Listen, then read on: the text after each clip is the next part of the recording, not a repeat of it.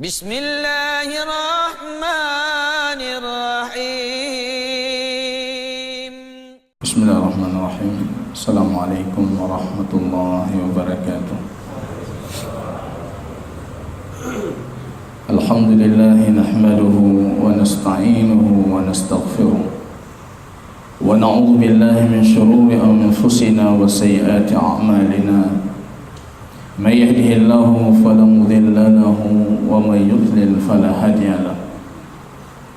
Asyhadu an la ilaha illallah wahdahu la syarika lahu wa asyhadu anna Muhammadan 'abduhu wa rasuluh wa safiyyuhu min khalqihi wa khaliluh Muhammadin sallallahu alaihi wasallam wa ala alihi wa sahbihi al-kiram.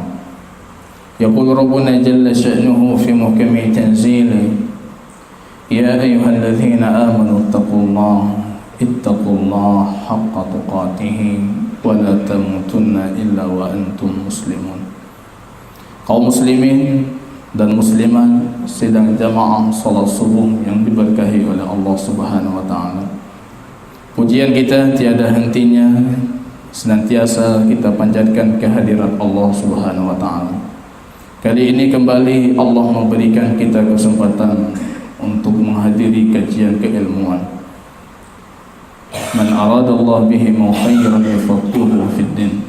Man yuridillahu bihi khairan yufaqihuhu fid din. Kalau hamba itu, kata baginda Rasul, diinginkan kebaikan oleh Allah, maka Allah berikan dia kesempatan untuk bertafaqquh fid din. Indikator kalau Allah sedang menginginkan kebaikan untuk kita, kita diberikan kesempatan untuk mendalami agama kita.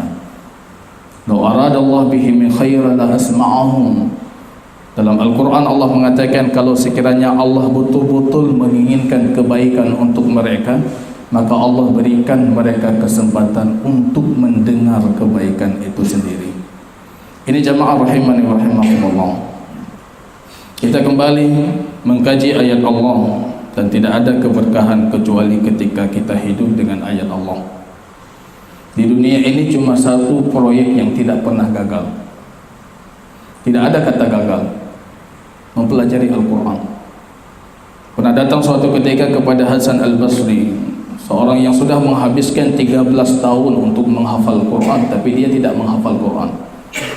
Dia datang dalam kondisi mengatakan 13 tahun aku habiskan untuk Quran, namun aku tidak menghafalnya. Wa fashiltu, aku gagal.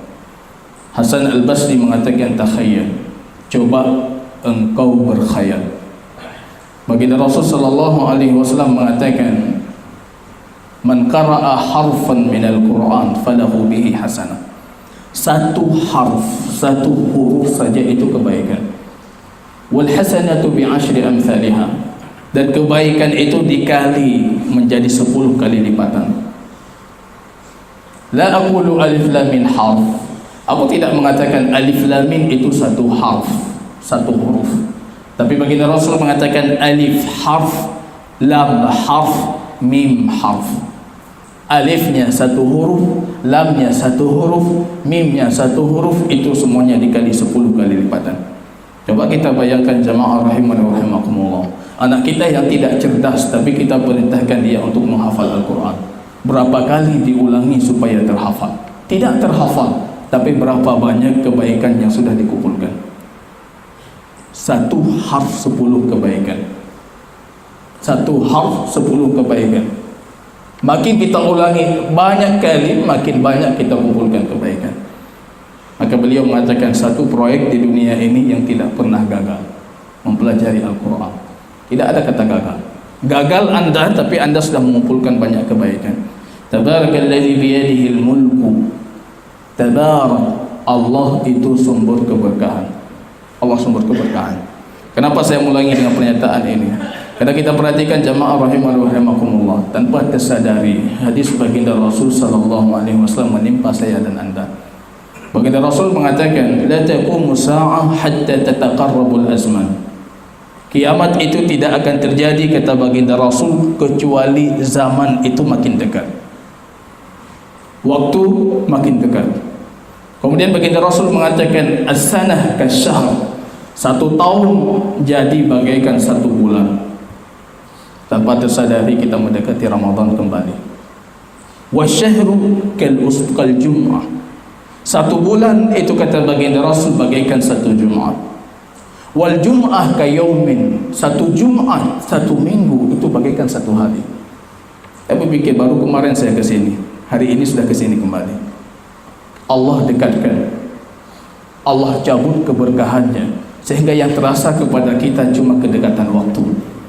Allah hilangkan manfaat dari hari-hari kita, yang terasa bagi kita cuma kedekatan waktu. Wal yaum, kata baginda Rasul, satu hari itu bagaikan orang yang membakar kayu bakar yang sudah kering, langsung ludes dalam sekejap dia terbakar.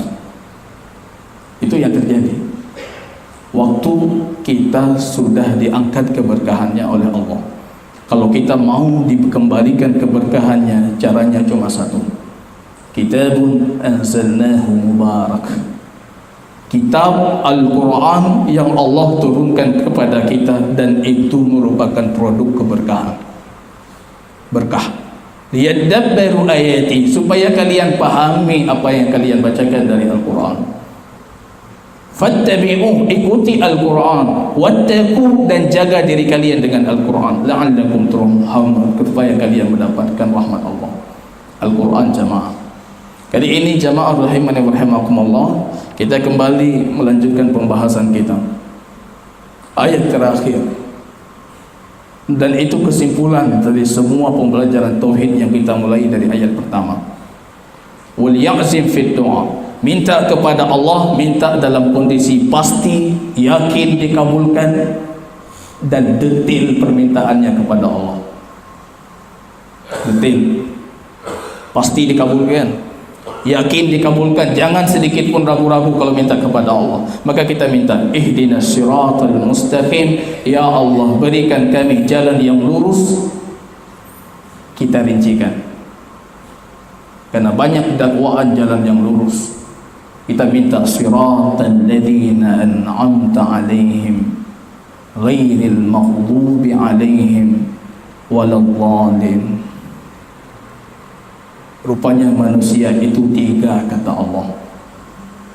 Ada yang mun'anu alaihim, an'amta alaihim, yang telah, yang sudah.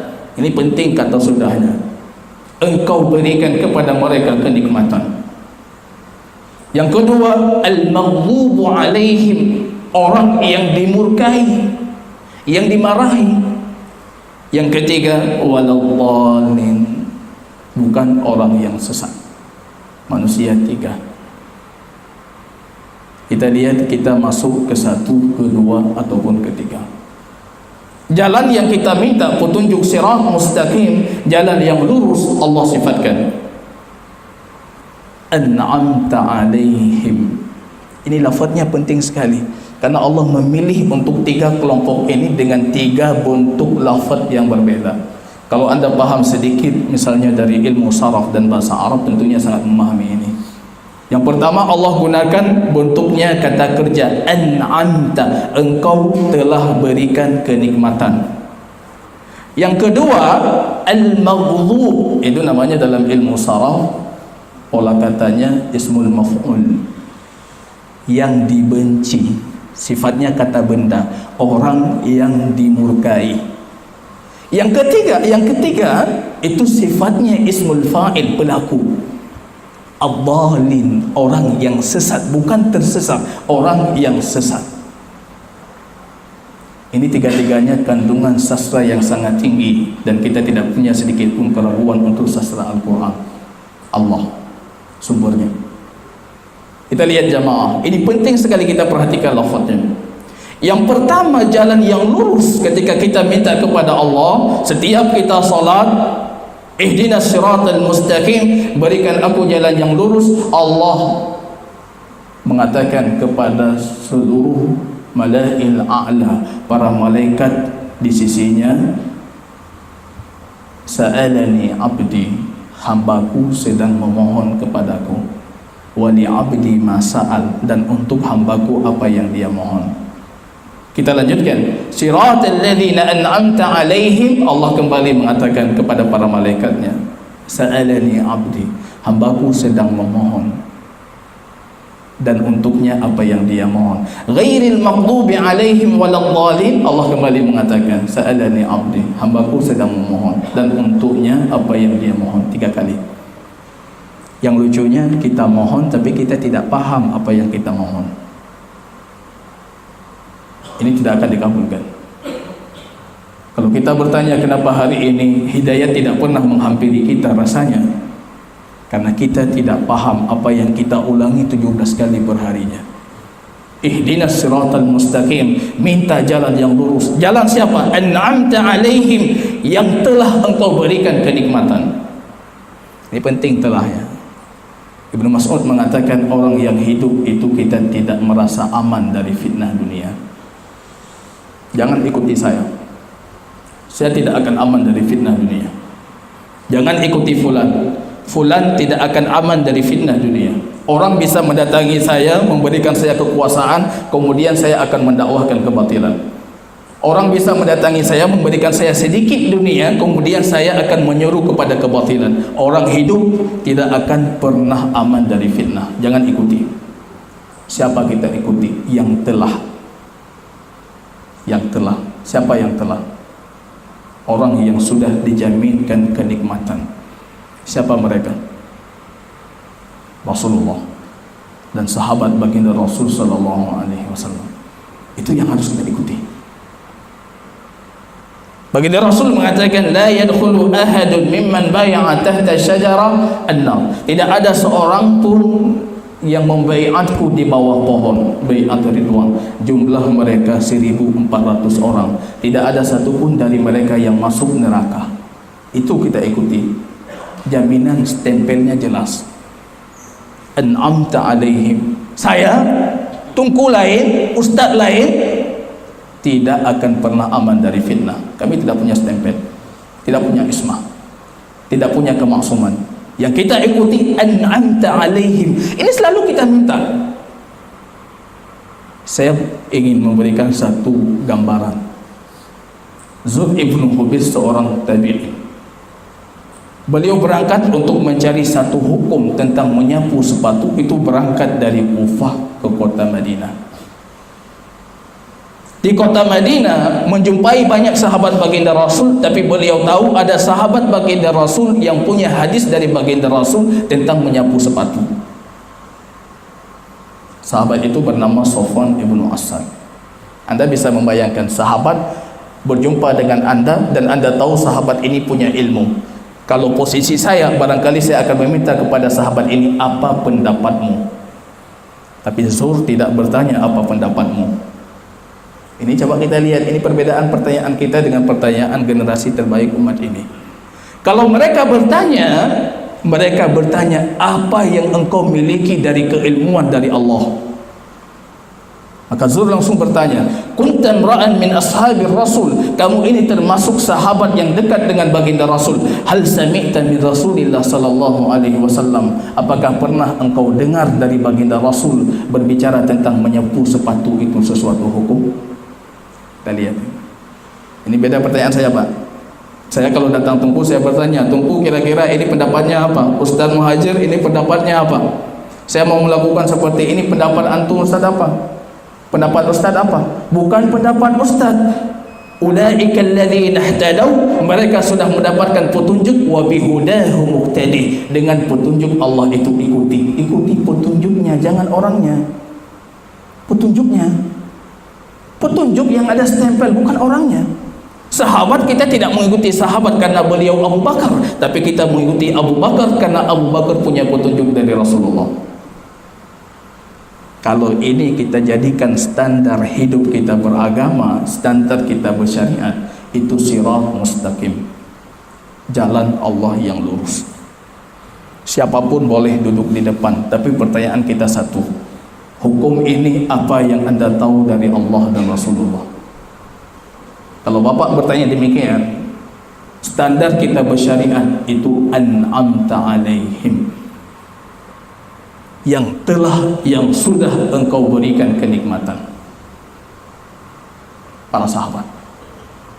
Dalam surat An-Nisa 126, baginda Allah Subhanahu wa taala berfirman, "Wa may yuti'illah war rasul Siapa yang Allah berikan kenikmatan? Orang yang mentaati Allah dan Rasul, itu diberikan kenikmatan. Faulaika ma'alladzina an'ama Allahu alaihim, maka mereka besok di hari kiamat bersama orang-orang yang Allah berikan kenikmatan kepada mereka. Ini orang-orang yang diberikan kenikmatan. An-nabiyyin, para nabi, para rasul, was-siddiqin, dan para siddiq.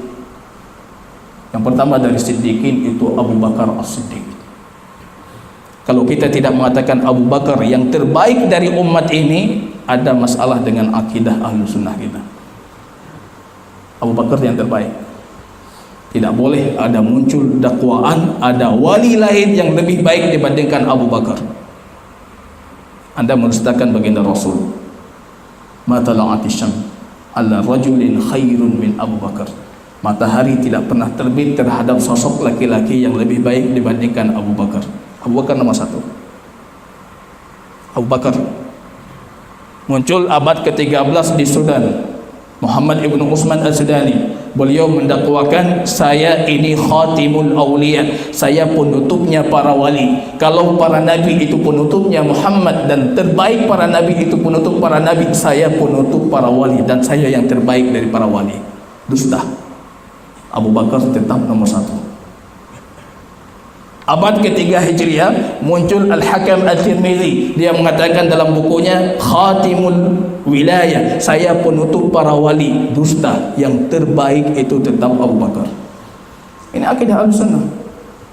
Urutannya Abu Bakar, Umar, Utsman, Ali. Kalau kita di Yaman ada Zaidiyah, mereka urutannya Abu Bakar, Umar, Ali, Utsman. Ali, Utsman, para ulama tidak terlalu mempermasalahkan. Tapi kalau sudah naik ke atas Abu Bakar, ini yang paling bermasalah. Tapi kita jelas. Urutan selanjutnya 6 para sahabat yang diberikan kabar gembira surga, 10 al-mubasysyirin bil jannah. Urutan selanjutnya as-sabiqun al-awwalun, yang awal-awal masuk Islam dulu. Urutan selanjutnya ahli Badar. Selepas perang Badar, baginda Rasul mengatakan tidak ada seorang pun dari ahli Badar kecuali Allah ampuni. Walaupun mereka nantinya salah, khilaf, membuat dosa, Allah ampuni.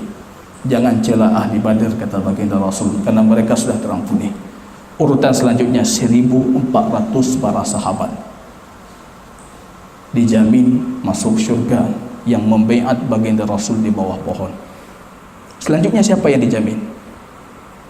Wabihudahum muqtadi, kecuali yang menjadikan mereka mengikuti petunjuk yang ada kepada mereka. Ini an'am. Ini yang kita minta dalam salat. Ihdinas siratal mustaqim siratal ladzina an'amta alaihim. Dan para ulama-ulama yang sudah diakui kemu'tabarannya oleh kaum muslimin. Ijma'. Imam Abu Hanifah, Imam Malik, Imam Ahmad, Imam Asy-Syafi'i, itu diakui kemu'tabarannya oleh kaum muslimin. Dan kita tidak ada yang lain kecuali berprasangka baik kepada mereka, tapi tidak menjamin. Tidak ada jaminan. Yang sudah dijamin keluar dari lisan baginda Rasul, tapi kita berprasangka baik dengan imam-imam kita. Mereka insya-Allah masuk ke dalam wa may yuti'illah wa rasul, yang taat kepada Allah dan Rasul. Wa ulaika ma'al ladzina an'ama Allah alaihim. Ini an'ama alaihim, yang Allah berikan kenikmatan. Nisbatkan kenikmatan hidayah itu kepada Allah. Nisbah. Jangan jadi seperti Qarun. Wa atainahu minal qurun ma inna mafatihahu latanu bi mafatihi quwwah. Kami memberikan kepada si Qarun itu kunci-kunci perbendaharaan yang sangat tidak mampu dipikul oleh al-ghuju yang kuat. Tapi kemudian ayatnya mengatakan, Qarun mengatakan kepada kaumnya, wa utitu an ilmin indi, aku diberikan atas dasar ilmu yang aku miliki. Lupa nisbat kepada Allah terhadap kenikmatan.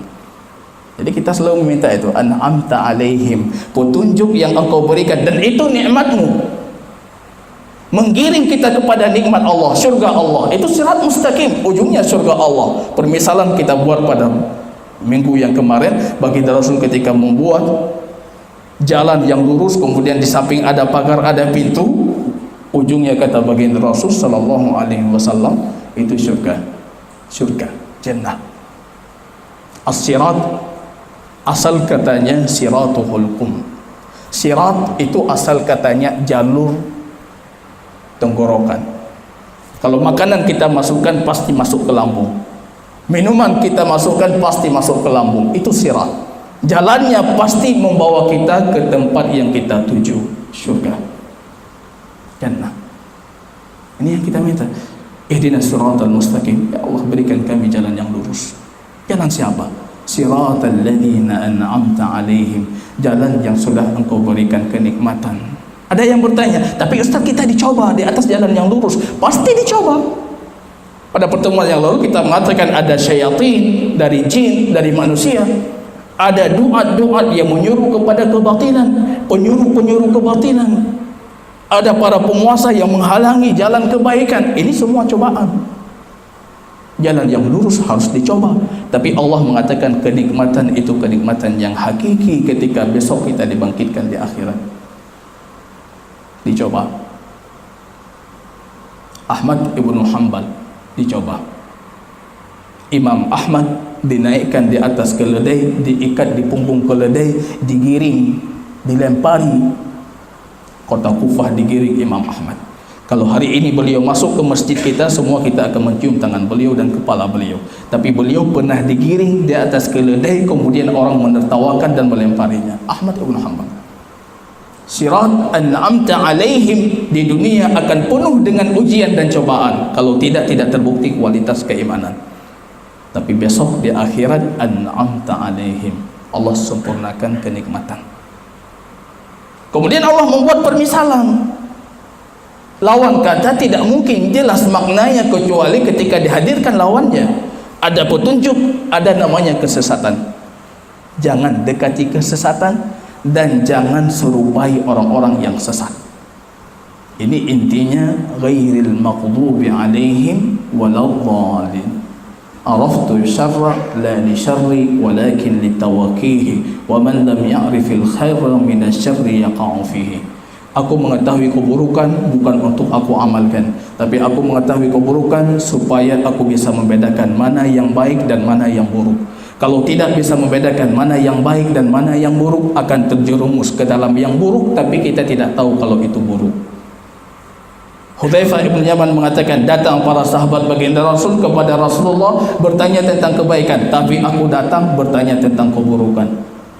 Makhafatan an aqa'a fi, karena aku takut nanti terjerumus ke dalam keburukan dan aku tidak tahu. Allah mengatakan ghairil maqdub, bukan jalan yang dimurkai. Yang dimurkai, Allah tidak mengatakan di sini siapa yang memurkai. Siapa kira-kira jamaah yang memurkai? Siapa? Siapa? Enggak. Siapa yang memurkai mereka? Allah. Allah tidak mengatakan aku yang memurkai. An'amta, engkau berikan kenikmatan. Tapi ketika dimurkai, yang dimurkai bukan yang engkau murkai. Karena yang memurkai mereka bukan cuma Allah. Allah memurkai, Rasul memurkai, orang mukmin memurkai. Mereka sesama sendiri besok di neraka saling memurkai. Nyo gara-gara kah? Nyo gara-gara drog, nyo gara-gara sebab drog. Bima adlaltana, para pemimpin-pemimpin kami, para tuan-tuan kami, para guru-guru kami yang dulu ketika di dunia menyesatkan kami. Itu hujah mereka, kata Al-Quran, di dalam neraka saling memurkai. Bahkan mereka memurkai syaitan yang menyesatkan mereka, dan syaitan memurkai mereka. Maka Allah di sini menggunakan pola dimurkai. Jangan jalan orang dimurkai, jangan ikuti mereka, jangan tasyabbuh menyerupai mereka. Ini bulan Desember, bulan yang paling banyak tasyabbuh. Berapa banyak kita menggadaikan akidah di bulan Desember? Tasyabbuh.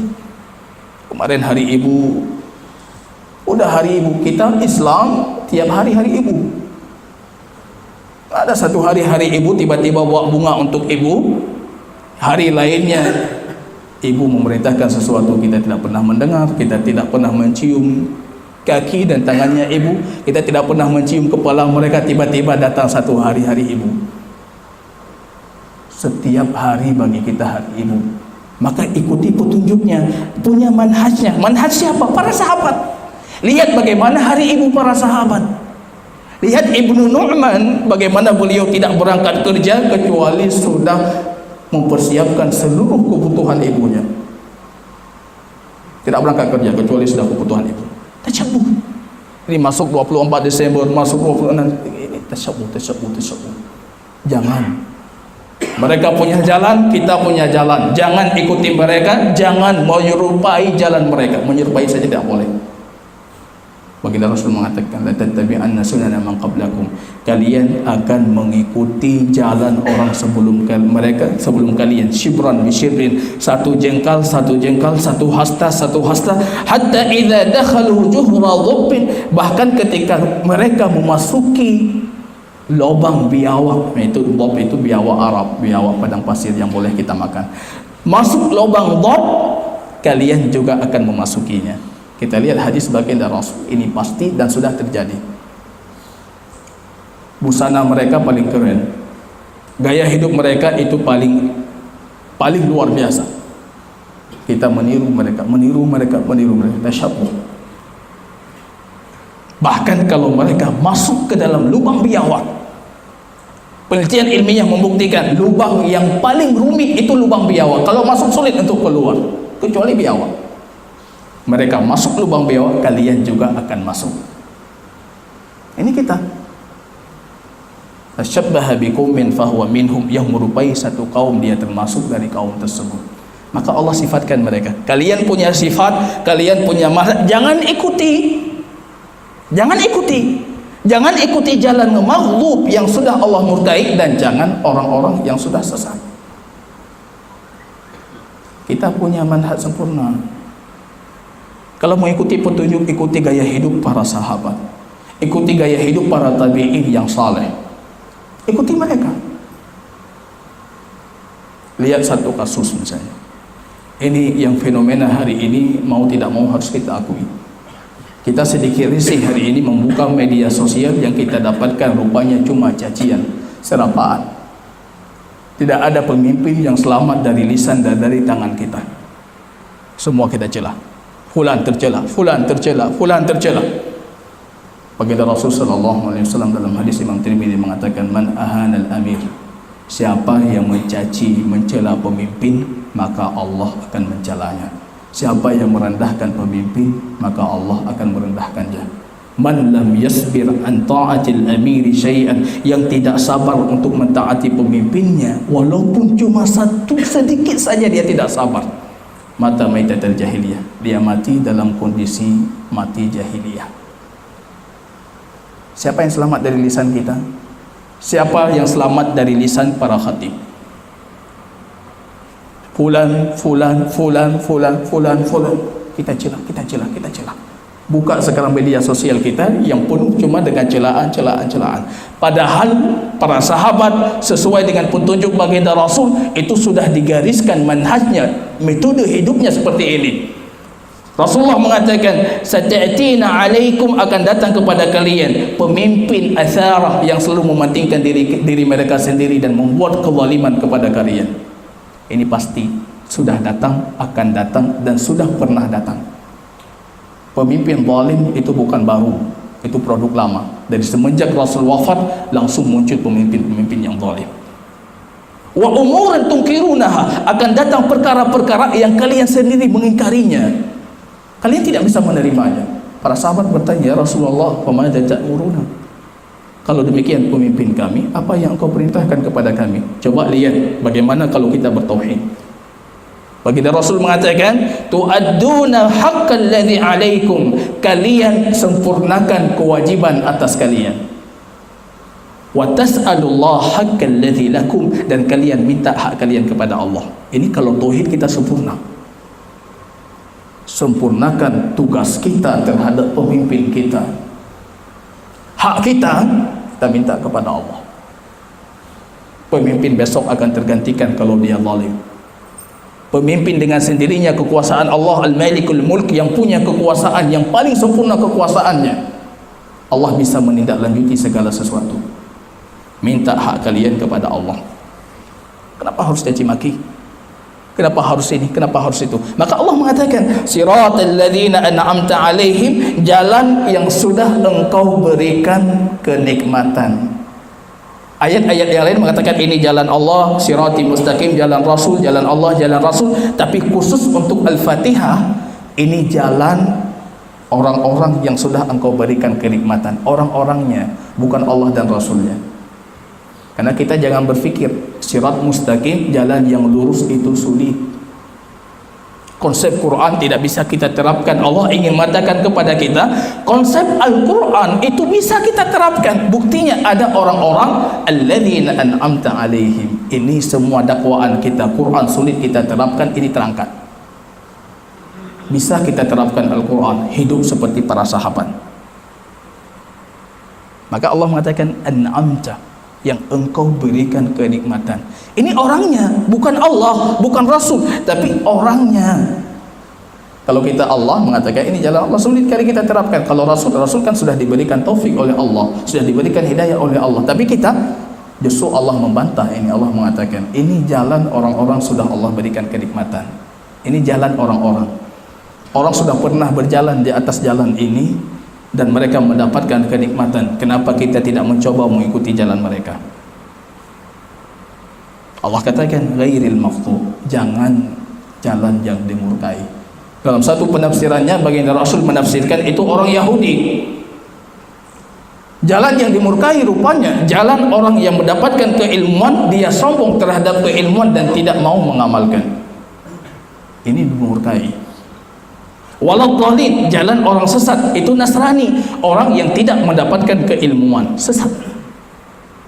Ya, kita lihat ini perbedaannya tadi. Kalau nikmat kita katakan Allah, kami salat hari ini itu atas nikmatmu, kami salat hari ini itu karena taufikmu. Tapi kalau kami sesat itu karena kami yang sesat. Jalan orang-orang sesat, bukan jalan yang Allah sesatkan, tapi jalan orang-orang sesat. Sesat itu karena pilihan kita untuk jadi sesat, tidak mencari keilmuan dan tidak mengamalkan keilmuan. Rupanya satu ayat ini menceritakan 3 jenis manusia serta lengkap dengan sebab akibat. Ilmu yang bermanfaat, amal yang saleh, itu melahirkan an'amta alaihim. An'amta alaihim itu melahirkan syurga dan pahala yang Allah simpan besok di hari akhirat. Ilmu yang bermanfaat, ilmu tentang kebenaran, tapi tidak melahirkan al-amal, itu melahirkan al-maghdubu alaihim, dimurkai. Dimurkai itu akan melahirkan azab neraka Allah. Waladhdallin, orang yang tidak punya keilmuan tentang kebenaran dan tentunya tidak melahirkan amal yang saleh.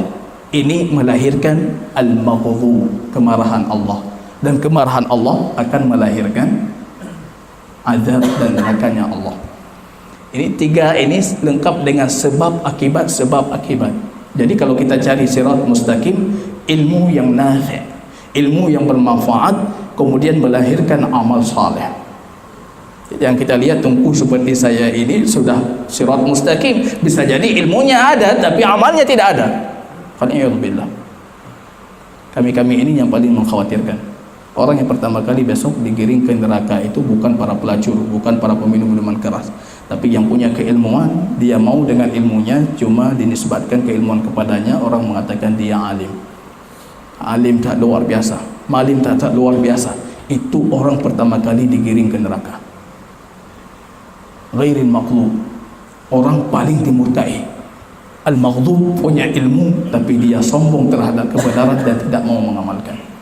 Waladhdallin, orang Nasrani, dan ini kata para ulama sebelum datangnya baginda Rasul. Ya, kita lihat Yahudi maghdub. Setelah datang Isa, mereka dapat keilmuan tapi tidak mengikuti, mereka dimurkai. Nasrani, tidak ada nabi selepas Isa di waktu itu, maka mereka dhalin, sesat. Tapi ketika diutusnya baginda Rasul, Nasrani juga tidak mau mengikuti baginda Rasul, semuanya maghdubun alaihim. Jadi kita pahami, jadi maghdub itu Yahudi ketika sudah kedatangan Isa. Ad-Dhalin Nasrani sebelum kedatangan baginda Rasul. Tapi selepas kedatangan baginda Rasul, Yahudi dan Nasrani itu maghdubun alaihim, punya ilmu, tahu kebenaran tapi tidak mau mengikuti kebenaran. Sufyan Ats-Tsauri mengatakan, yang rusak dari para ulama kami itu seperti orang Yahudi, yang rusak dari para ahli ibadah kami itu seperti orang Nasrani. Ayatnya, kontennya berbicara tentang kelompok tertentu, tapi isinya berbicara tentang sifat karakteristik kelompok-kelompok yang dibenci. Jadi sifatnya kita lihat, punya ilmu amalkan, cari ilmu yang benar, yang nafi', bermanfaat, kemudian amalkan. Itu hujjah kita di hadapan Allah. Kalau itu kita punya hujjah, insya Allah kita selamat ketika berhadapan dengan Allah. Kenapa anda melakukan ini? Ini yang saya tahu dari baginda Rasul SAW dan saya mengamalkan. Jadi di sana tidak ada lagi kesempatan untuk menyalahkan kami para ustaz. Yang salah Ustaz Muhajir, pakar kamu yang kangkan, enggak ada. Saya menanggung beban yang saya bawa, anda menanggung beban yang anda bawa.